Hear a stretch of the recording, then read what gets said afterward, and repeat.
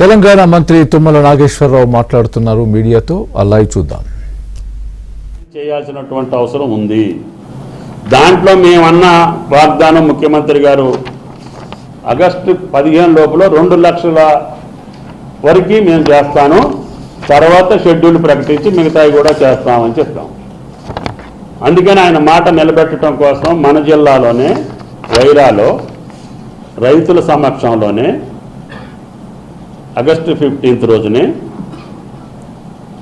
18,000 కోట్ల రూపాయలు వాళ్ళ ఖాతాలకు పంపించాము. మీకు కూడా ఈ బ్యాంక్ లిస్టులు పంపిస్తాను, ఆ పెద్దలకు పంపించండి. మరి బ్యాంకులు పంపించిన ఇంత అయితే వీళ్ళకి ఎప్పుడు అర్ధరాత్రి కాలు వచ్చినట్టుగా అంతుండే ఇంతుంది అంతుంది ఇంతుంది అని చెప్తున్నారు. వాళ్ళు ఖాతాలు వాళ్ళు తీసుకున్నప్పుడు ఖాతాలు కూడా ఆ రోజున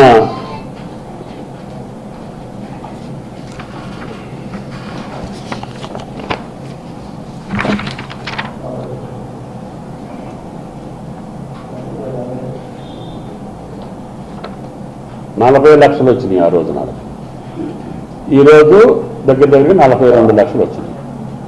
అంటే రైతు రెన్యువల్ చేసుకొని వ్యవసాయ అప్పు తీసుకునే రైతులు పెద్దగా పెరిగేది లేదు.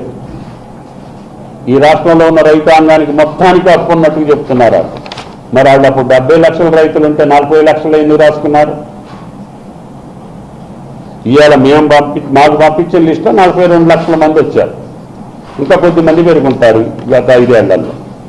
మాకు వచ్చినటువంటి లిస్టు ప్రకారంగా మేము క్యాలిక్యులేట్ చేసి 2 లక్షలు ఇవ్వాలి అంటే ఇంతమందికి ఎంత అవుతుంది అని లెక్క చూసినప్పుడు 31,000 కోట్లు వచ్చింది.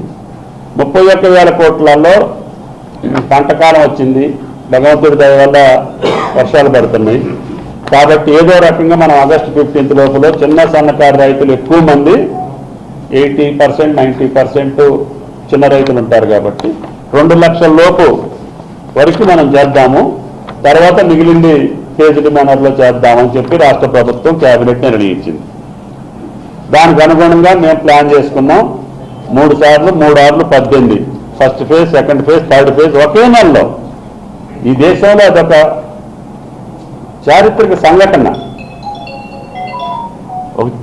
రాష్ట్ర ప్రభుత్వం అధికారంలోకి రాగానే మొదటి పంట కాలానికి 18,000 కోట్లు ఒకే నెలలో ఇచ్చి మిగతా నిధులను కూడా ఫేజ్డ్ మేనర్లో ఒకే పంట ఈ పంట కాలంలోనే ఇవ్వాలని చెప్పి రాష్ట్ర ప్రభుత్వం నిర్ణయించడం అనేది జీర్ణించుకోలేనటువంటి ప్రతిపక్షాలు. అధికారాలు వస్తుంటాయి పోతుంటాయి, పాలనలో మనం ఉండొచ్చు, ఇంకొకరు ఉండొచ్చు, ప్రజాస్వామ్యంలో ఎవరైనా రావచ్చు. కాంతి నిర్లజ్జగా నిస్సిగ్గుగా అన్నం పెట్టే రైతును కూడా ఆందోళన పరిచి ఆయన్ని ప్రేరేపించి ఉన్నది లేనట్టుగా లేనిది ఉన్నట్టుగా భ్రమింపజేసి వాళ్ళ ద్వారా రాజకీయ లబ్ధి పొందాలనుకునేటటువంటి నీచ సంస్కృతి ప్రతిపక్ష పార్టీలు మానుకోవాలని చెప్పి విజ్ఞప్తి చేస్తున్నా. అది మీకు ఫలించదు. ఎందుకంటే మీ గతం మిమ్మల్ని వెంటాడుతుంది, మీ చరిత్ర మిమ్మల్ని వెంటాడుతుంది. మీరు చేసినటువంటి రుణమాఫీ గత 5 సంవత్సరాల్లో ₹1,00,000 అని చెప్పారు, కానీ సగం మందికే చేసి వదిలేశారు. కేవలం 16 లక్షల ఖాతాలకే చేశారు, 40 లక్షల ఖాతాలు ఉంటే. అది కూడా 11,000 కోట్లు మాత్రమే.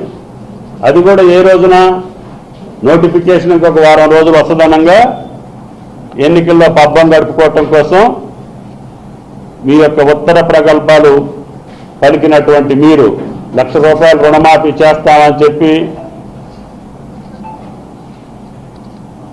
అసత్యాలు పలికి బూటకపు మాటలతోటి ఎన్నికలకి తప్పదని చెప్పి ఓఆర్ఆర్ని నిట్ట నిలువున తాకట్టు పెట్టి అమ్మి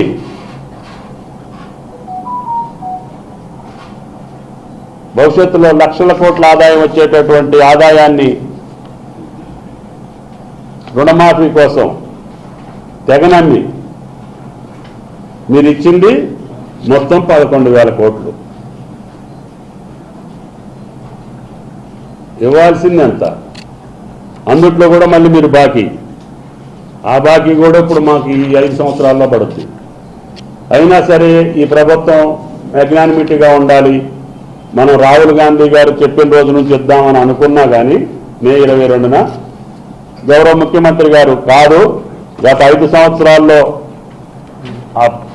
ఆ ప్రభుత్వ కాలంలో ఉన్నటువంటి అప్పులన్నీ కడదాము, కాబట్టి 12/12/18 నుంచి 9/12/23 వరకు ఉన్నటువంటి ఖాతాలన్నీ అడిగితే మాకు వచ్చినటువంటి వివరాలు మీకు ఇచ్చినటువంటి వివరాలు.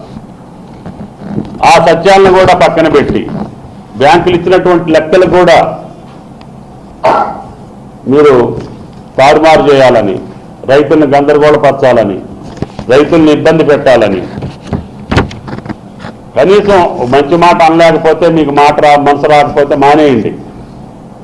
కానీ మొదటి సంవత్సరం మొదటి పంట కాలానికి జూలై నెలలోనే ఇంత సాహసం చేసేటటువంటి ప్రభుత్వానికి సహకరించాల్సింది పోయి మీ నీచమైనటువంటి పదవుల కోసం నికృష్టమైనటువంటి ఆలోచనలు చేసి ఈ రకంగా రైతుల్ని ఆందోళన పరిస్తే ఆ ఆందోళన ద్వారా వచ్చేటటువంటి రాజకీయ లబ్ధి మీరు ఆశిస్తే అంతకంటే దుర్మార్గం ఉండదు అని చెప్పి ఆ రాజకీయ పార్టీలకు విజ్ఞప్తి.